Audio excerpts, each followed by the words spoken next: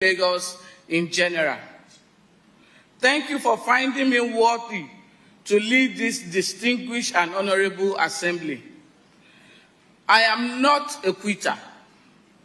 However, I took the above decision in order to save this legislative institution from further unnecessary conflict and embarrassment.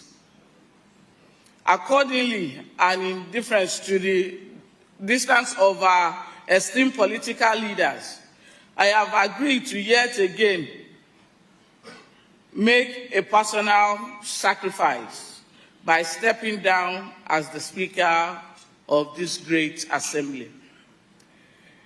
Dear distinguished and gallant honorable members of this 10th assembly, occasionally we are confronted with esteemed overwhelming challenges in conflict management, but as a responsible leader, we will not bring down the legislative house we collectively build in pursuit of justice and fairness.